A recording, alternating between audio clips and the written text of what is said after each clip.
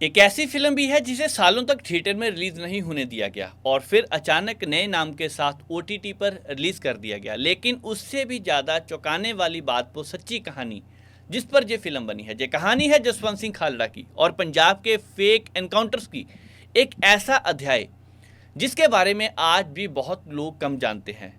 मुझे समझ नहीं आ रहा था कि ज़्यादा हैरानी किस बात पर हुई, उस दौर की सच्चाई पर या इस बात पर कि उस सच्चाई को पर्दे तक पहुंचने के लिए इतनी लंबी कानूनी लड़ाई लड़नी पड़ी। 3 साल की लंबी लड़ाई के बाद दलजीत दोसांझ की सतलुज मूवी, जिसका नाम पहले पंजाब 95 था, ओटीटी पर धीरे धीरे से दस्तक दे रही थी।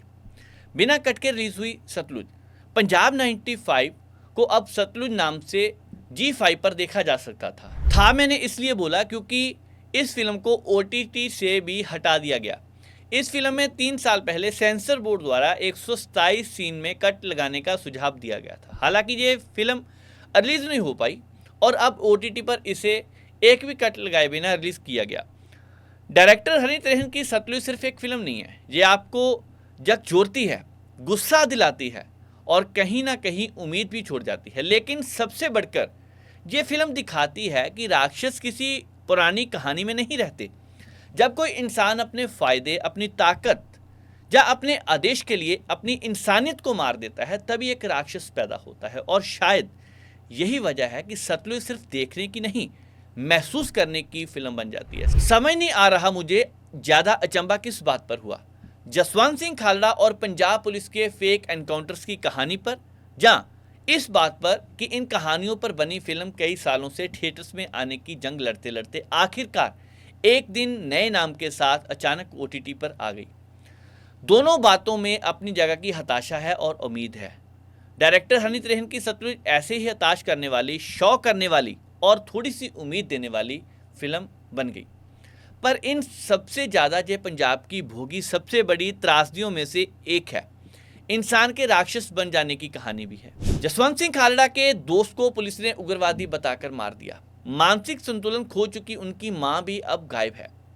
उसे खोजने चले जसवंत को अब हालत की असली समझ आनी शुरू हुई। ऐसे गुमशुदा लोगों की आखिरी खबर अब पुलिस के थानों में नहीं मिलती, अस्पतालों में नहीं मिलती, वहां के शवगृहों में भी नहीं मिलती।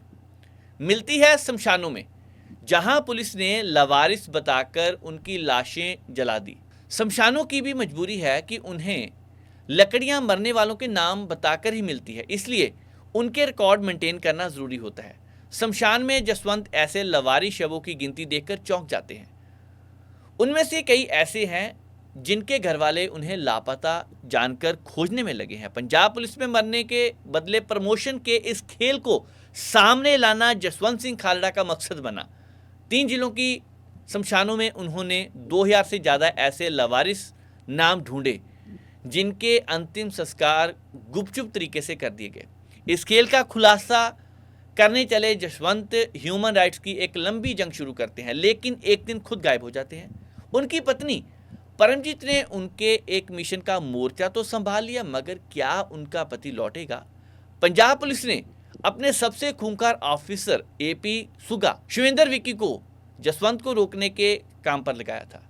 जसवंत को खोजने और पूरे मामले की तह तक जाने के लिए दिल्ली ने CBI टीम भेजी, जिसे ऑफिसर समुंदर सिंह, मतलब कि अर्जुन रामपाल, लीड कर रहे थे। क्या जसवंत मिलेगा? क्या पंजाब पुलिस की दरिंदगी सामने आएगी?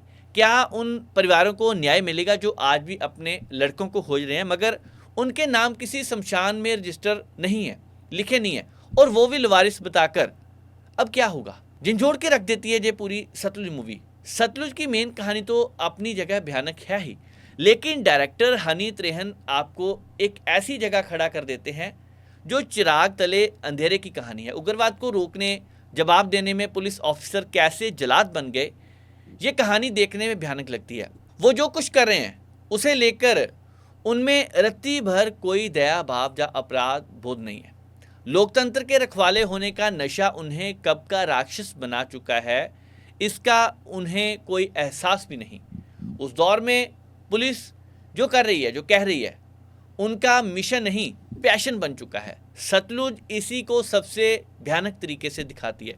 सतलुज की खासियत है कि केवल रियल घटनाओं पर आधारित फिल्म नहीं है, बेहतरीन थ्रिलर भी है। फर्स्ट हाफ में लापता लोगों की सच्चाई खोजते खोजते जशवंत और सेकंड हाफ में जशवंत को खोजते समुंदर सिंह की कहानियां बहुत ग्रिपिंग सस्पेंस थ्रिलर है।